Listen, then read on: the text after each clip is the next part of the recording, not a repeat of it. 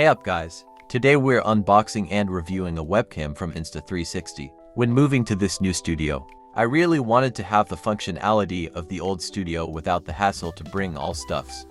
Hence the Insta360 link to. Disclaimer, I bought this off my own money through the Camera store. I'm not going to do any affiliates today because the commission rate from store is absolutely shite. Now back to the webcam. I've been using the Insta360 link since its launch because it was the first to have all the AI features, and now I'm upgrading to the Insta360 link too.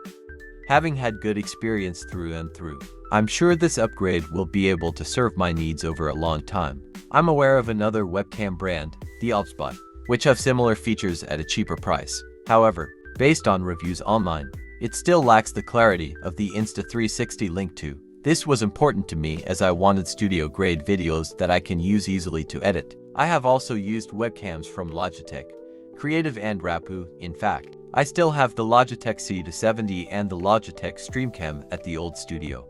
Both of these don't come close to the Insta360 link in terms of features and functionalities. Price-wise, the Insta360 link to may be a bit high, but come the sale season, it's as affordable as other brands. So, what's so good about the features? For starters, it has the usual 4K resolution, AI noise-canceling mic, tracking and framing using AI, modes for PC streaming and social media, AI gesture controls, and transferring controls to your phone.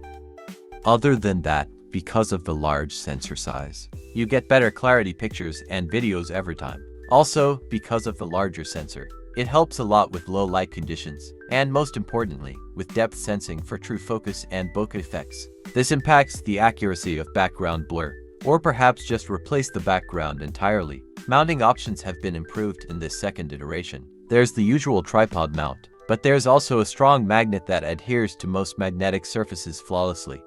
I definitely use the desk view and presentation view a lot. It's important to clearly convey ideas, objectives and workflow for knowledge sharing and ideation of any videos and tutorials.